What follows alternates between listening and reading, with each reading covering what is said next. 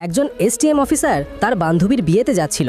সে একজন সাধারণ মেয়ের পোশাকে ছিল, না কোনো সরকারি গাড়ি, না কোনো নিরাপত্তা, শুধু একজন সাধারণ মেয়ের মতো মোটরসাইকেল চালাচ্ছিল। যখন সে হাসনাবাদ শহরের কাছাকাছি পৌঁছালো তখন সামনে একটি পুলিশ চৌকি চোখে পড়ল। ৩-৪ জন পুলিশকর্মী চৌকির বাইরে রাস্তায় দাঁড়িয়েছিল, আর মাঝখানে ইন্সপেক্টর প্রসেনজিৎ ইউনিফর্ম পরে দাঁড়িয়েছিল। সে মেয়েটিকে হাতে লাঠির ইশারায় থামতে বলল। মেয়েটি মোটরসাইকেলটি রাস্তা থেকে নামিয়ে একপাশে দাঁড় করিয়ে দিল। ইন্সপেক্টর কড়া গলায় জিজ্ঞাসা করলো, কোথায় যাচ্ছ? মেয়েটি খুব শান্তভাবে উত্তর দিল, বান্ধবীর বিয়ে আছে, সেখানে যাচ্ছি। ইন্সপেক্টর প্রসেনজিৎ তাকে মাথা থেকে পা পর্যন্ত দেখল। মেয়েটি ছিল 28 বছর বয়সী একজন সুন্দরী মহিলা, যার নাম ছিল বর্ণালী সিং। তারপর হাসতে হাসতে বলল, আচ্ছা, বান্ধবীর বিয়েতে খাওয়া দাওয়া করতে যাচ্ছ, কিন্তু হেলমেট তোমার বাপ পড়বে কেন পড়নি? আর এই মোটরসাইকেলটাও খুব জোরে চালাচ্ছিলে, চলো এখন চালান দিতে হবে। ইন্সপেক্টর প্রসেনজিৎ চালানের প্যাড বের করতে করতে বলল। বর্ণালী বুঝে গিয়েছিল যে তার নিয়ত খারাপ হয়ে গেছে এবং এটা একটা ছুতো। সে বলল, স্যার, আমি কোনো আইন ভাঙিনি। ও ম্যাডাম, আমাদের আইন শেখানোর চেষ্টা করো না। সে পাশে দাঁড়ানো একজন কনস্টেবলের দিকে তাকালো এবং তারপর বর্ণালীর দিকে তাকিয়ে বলল, একে শিক্ষা দিতে হবে। হঠাৎ ইন্সপেক্টর জোরে একটা চড় মারল বর্ণালীর গালে। খুব প্রশ্ন করছিস, পুলিশ যখন কিছু বলে তখন চুপচাপ মেনে নেওয়া উচিত। বর্ণালীর মাথা এক মুহূর্তের জন্য ঘুরে গেল, কিন্তু সে নিজেকে সামলে নিল। তার চোখে রাগ স্পষ্ট ফুটে উঠছিল। চৌকির ইনচার্জ ইন্সপেক্টর হাসতে হাসতে বলল, এখনও এর মধ্যে অহংকার বাকি আছে? এমন কতজনকে ঠিক করে দিয়েছি, ভালোভাবে শেখাতে হবে। একজন কনস্টেবল এগিয়ে এলো এবং বলল, স্যার, এটাকে থানায় নিয়ে চলুন, সেখানে ঠিকঠাকের সেবা করব, তখন বুঝবে পুলিশের সঙ্গে কিভাবে কথা বলতে হয়। একজন কনস্টেবল বর্ণালীর বাহু ধরে টেনে বলল, চল গাড়িতে বস। বর্ণালী ঝটকা দিয়ে হাত ছাড়িয়ে রাগী গলায় বলল, হাত লাগানোর চেষ্টা করো না, নয়তো পরিণতি ভালো হবে না। ইন্সপেক্টরের রাগ আরও বেড়ে গেল। সে একজন কনস্টেবলকে বলল, এর অহংকার দেখো। একজন কনস্টেবল এগিয়ে এসে বর্ণালী সেনের চুল টেনে ধরলো এবং জোর করে টেনে নিয়ে যাওয়ার চেষ্টা করলো। বর্ণালী ব্যথায় কুকিয়ে উঠল, কিন্তু তখনও পর্যন্ত সে নিজের পরিচয় কিছুই বলেনি। সে দেখতে চাইছিল এরা আর কতটা নিচে নামতে পারে।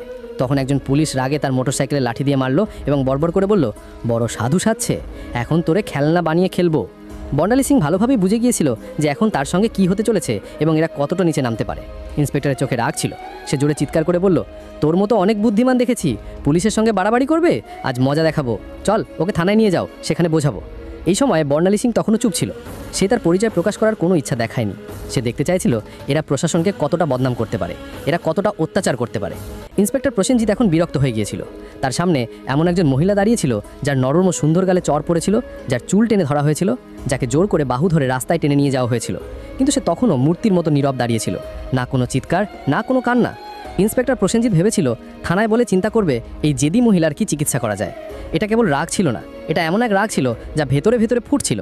চৌকির ইনচার্জ ইন্সপেক্টর হাসতে হাসতে বলল, ও, এখন জিভও চলতে শুরু করেছে, চলো থানায় দেখবো কত বড় জিভ চলে তোর। থানায় ঢুকতে ইন্সপেক্টর জোরে চিৎকার করে বলল, ওরে কোথায় গেলি, চা পানি লাগা তাড়াতাড়ি, আজ একটা বিশেষ মাল এসেছে।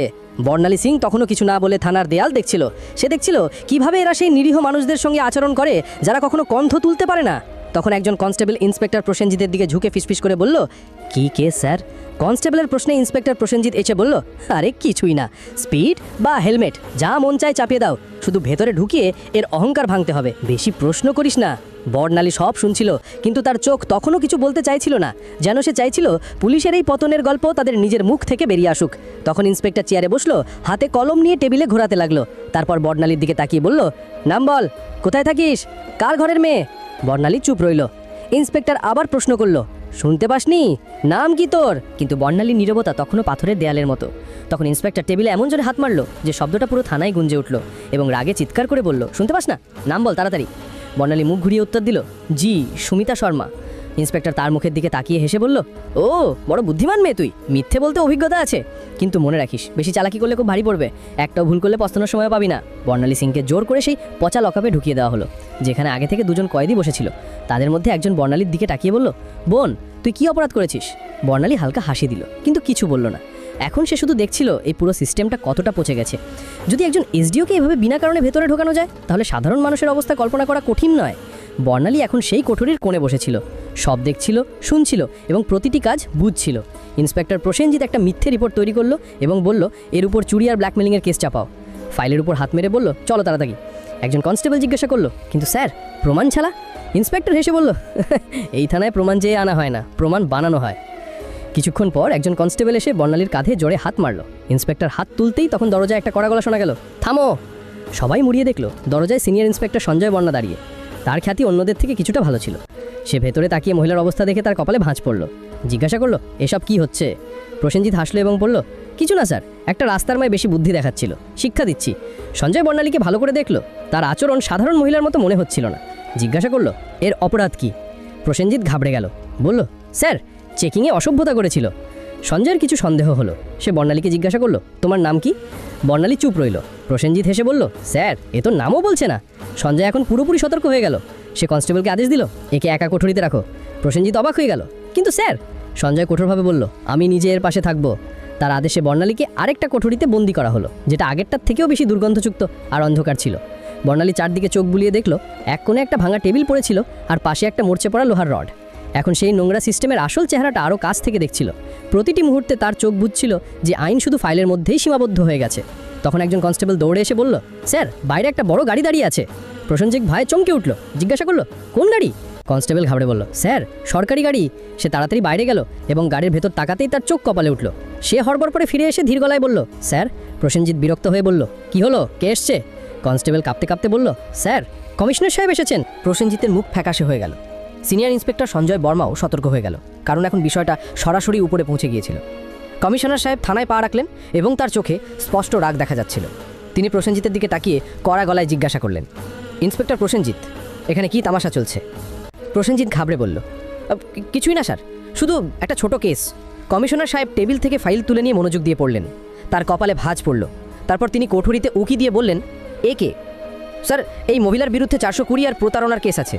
কমিশনার সাহেব জিজ্ঞাসা করলেন, তোমার কাছে প্রমাণ আছে? তিনি আবার বললেন, কোনো প্রমাণ আছে তোমার কাছে? এখন প্রসেনজিৎ পুরোপুরি ফেঁসে গিয়েছিল। কমিশনার সাহেব মহিলার দিকে সরাসরি প্রশ্ন করলেন, তোমার নাম কি? এবং প্রথমবারের মতো বর্ণালী সিং হালকা হাসি দিয়ে বলল, এসডিও বর্ণালী সিং। পুরো থানায় নীরবতা ছড়িয়ে পড়ল। সবার মুখ ফ্যাকাশে হয়ে গেল। প্রসেনজিতের হাত পা কাঁপতে লাগলো। বাকি সব কনস্টেবল অবাক হয়ে দাঁড়িয়ে পড়ল। প্রসেনজিতের পায়ের নিচ থেকে মাটি সরে গেল। যে অফিসারকে সে চোর মনে করছিল, সেই ছিল সেই অফিসার যিনি পুরো জেলার আইন চালাচ্ছিলেন। আসলে সে কোনো সাধারণ মহিলা ছিল না, সে ছিল স্বয়ং এসডিও বর্ণালী সিং, যাকে রাস্তায় টেনে নিয়ে যাওয়া হয়েছিল, চুল ধরে টানা হয়েছিল, চর মারা হয়েছিল। এই কথা সবার সামনে আসতেই পুরো থানায় হট্টগোল শুরু হয়ে গেল। সব কনস্টেবল স্তব্ধ হয়ে গেল। কমিশনার সাহেব তীক্ষ্ণ দৃষ্টিতে ইন্সপেক্টর প্রসেনজিতের দিকে তাকিয়ে রাগে বললেন, প্রসেনজিৎ, তোর এত সাহস কিভাবে হলো যে তুই একজন সিনিয়র অফিসারের উপর মিথ্যা অভিযোগ চাপিয়ে দিলি? প্রসেনজিৎ কিছু বলার চেষ্টা করছিল, তখন সেখানে দাঁড়ানো সিনিয়র ইন্সপেক্টর সঞ্জয় বর্মা জোরে বললেন, স্যার, আমি তো আগেই বলেছিলাম কিছু গোলমাল আছে। এখন প্রসেনজিৎ পুরোপুরি একা পড়ে গিয়েছিল। তখন বর্ণালী সিং তার শান্ত কিন্তু কঠোর কণ্ঠে প্রথমবার সরাসরি রায় ঘোষণা করলেন এবং বললেন, প্রসেনজিৎ, এবার তোর চাকরি গেছে, তোর সাসপেনশন পাকা, আর তোর বিরুদ্ধে এখন মামলাও চলবে। এটা শুনে প্রসেনজিতের যেন শ্বাস আটকে গেল। বাকি পুলিশরা তার থেকে মুখ ফিরিয়ে নিল। সঞ্জয় বর্মা সঙ্গে সঙ্গে হাঁক দিলেন, হাবিলদার সাহেব, এটাকে ধরে লকআপে ঢোকাও। কিন্তু তখন প্রসেনজিৎ পকেট থেকে একটা ভাঁজ করা কাগজ বের করে হাসতে হাসতে বলল, থামো ম্যাডাম, এটা আগে দেখে নাও, তারপর যা করার করো। সে কাগজটা দেখালো। কমিশনার এবং বর্ণালী সিং দুজনেই তৎক্ষণাৎ তার দিকে তাকালেন। প্রসেনজিৎ বলল, এই নাও আমার বদলির আদেশ। 3 দিন আগেই আমার বদলি হয়ে গেছে। এখন তুমি যতই রাগ করো, আমাকে চাকরি থেকে বের করতে পারবে না। পুরো থানা আবার নীরব হয়ে গেল। বর্ণালী কাগজটা হাতে নিয়ে পড়লেন। কমিশনার চোখ তির্যক করে সিনিয়র ইন্সপেক্টর সঞ্জয় বর্মার দিকে তাকিয়ে বললেন, যাও দেখো এই কাগজটা আসল নাকি শুধু দেখানোর জন্য। সঞ্জয় কম্পিউটারে রেকর্ড দেখে মাথা তুলে বললেন, স্যার, এটা তো আসল, কিন্তু এখনও এই নতুন ইন্সপেক্টরকে চার্জ হস্তান্তর করেনি। অর্থাৎ এখনও এখানকার আসল ইন্সপেক্টর হয়ে বসে আছে এবং সব দুষ্কর্ম এর দ্বারাই করা হয়েছে। এখন কেউ এটাকে বাঁচাতে পারবে না। বর্ণালী সিং তার চোখে চোখ রেখে বললেন, এখন তোর নতুন ঠিকানা সেখানেই হবে যেখানে তুই অন্যদের ঢোকাতিস। কমিশনারও মাঝানের ইশারা করলেন। দুজন কনস্টেবল তাকে ধরতে এগোতেই প্রসেনজিৎ আবার চাল চালল এবং বলল, থামো ম্যাডাম, আমি একা নই। তোমার কি মনে হয় পুরো দোষ শুধু আমার? তারপর সে থানার অন্য পুলিশদের দিকে ইশারা করে বলল, এরা সবাই আমার সঙ্গে আছে, উপর পর্যন্ত সবাই জড়িত। কিছু পুলিশের মুখ রং উড়ে গেল। সিনিয়র ইন্সপেক্টর সঞ্জয় বর্মা পরিস্থিতি বুঝে এক এক করে তাকাতে শুরু করলো। বর্ণালী সিং কমিশনারের দিকে তাকিয়ে বললেন, এখন এই পুরো থানাটাই পরিষ্কার করতে হবে, কেউ বাদ যাবে না। কমিশনারও বললেন, যা হুকুম ম্যাডাম, এখন একে একে সবার হিসাব নেওয়া হবে। এই কথা মুখ থেকে বেরোতেই থানায় যেন বিদ্যুৎ পড়ল। থানার বাইরে কিছু সাংবাদিক চুপচাপ দাঁড়িয়েছিল, যাদের আগে থেকেই সন্দেহ ছিল যে থানায় কিছু বড় গোলমাল চলছে। যখন তারা খবর পেল যে পুরো থানা লাইন হাজির করা হয়েছে, তখনই তারা মোবাইল থেকে খবর ছড়াতে শুরু করলো। একটা চকচকে গাড়ি থানার সামনে এসে থামলো, দরজা খুলল এবং স্বয়ং এসপি সাহেব বেরিয়ে এলেন। চারদিকে তাকিয়ে দেখলেন সবার মুখ পড়ে গেছে। থানার সব অফিসার একপাশে দাঁড়িয়েছিল এবং এসপি সাহেব বললেন, এখানে কবে থেকেই তামাশা চলছে? কিন্তু কমিশনার এবং থানা ইনচার্জ পুরোপুরি নীরব দাঁড়িয়েছিলেন। তখন বর্ণালী সিং সরাসরি এসপির চোখে চোখ রেখে বললেন, তোমার কি মনে হয় তুমি বেঁচে যাবে? সঞ্জয় বর্মা সঙ্গে সঙ্গে একটা ফাইল বের করে বর্ণালী সিংয়ের হাতে দিলেন, যে ফাইলটি এসপি সাহেবের সমস্ত কালো কাজের পর্দা ফাঁস করছিল। বর্ণালী সিং ফাইলটা এসপি সাহেবের দিকে এগিয়ে দিয়ে বললেন, নাও দেখো, এতে তোমার সব কুকীর্তি ভরা আছে। এসপি সাহেবের কপাল থেকে ঘাম ঝরতে লাগলো। কমিশনার বিনা দেরিতে উচ্চস্বরে আদেশ দিলেন, ধরো ওকে, আরেক্ষুনি গ্রেপ্তার করো। পুরো থানা হতবাক হয়ে গেল। এত বড় অফিসারকে কেউ প্রথমবারের মতো এইভাবে প্রকাশ্যে চ্যালেঞ্জ করেছিল। এসপির গ্রেপ্তারের সঙ্গে সঙ্গে পুরো জেলায় ঝড় উঠল। বিষয়টা দিল্লি পর্যন্ত পৌঁছে গেল, মুখ্যমন্ত্রী পর্যন্ত খবর পৌঁছলো এবং সেখান থেকে সরাসরি আদেশ এলো, জেলায় যত অফিসার মিলে গোলমাল করেছে তাদের সবাইকে ধরে ভেতরে ঢোকাও। পরের 2 দিনের মধ্যে পুরো জেলা থেকে 40টার বেশি পুলিশ অফিসার, 10টার বেশি বড় অফিসার এবং কিছু রাজনৈতিক নেতা গ্রেপ্তার হয়ে গেল। পুরো হাসনবাদ জেলার হাওয়া বদলে গেল। এখন চারদিকে শুধু একটাই আলোচনা ছিল, এসডিও বর্ণালী সিংয়ের সততা এবং সাহস, যিনি পুরো পচা সিস্টেমটাকে নাড়িয়ে দিয়েছিলেন। এখন প্রশাসনে একটা নতুন গতি ছিল, একটা নতুন চিন্তা ছিল এবং সবচেয়ে বড় কথা, একটা ভয় ছিল যে এখন কেউ বাঁচতে পারবে না। বর্ণালী সিংয়ের কাজ শেষ হয়েছিল। তিনি দেখিয়ে দিয়েছিলেন যে যদি মনের ভেতর থেকে নিয়ত পরিষ্কার থাকে তাহলে পুরো দেশও সংশোধন করা যায়। ভিডিওটা শেষ পর্যন্ত দেখে থাকলে প্লিজ একটা লাইক ও সাবস্ক্রাইব করে পাশে থেকো। আর তুমি কোন জায়গা থেকে দেখছো?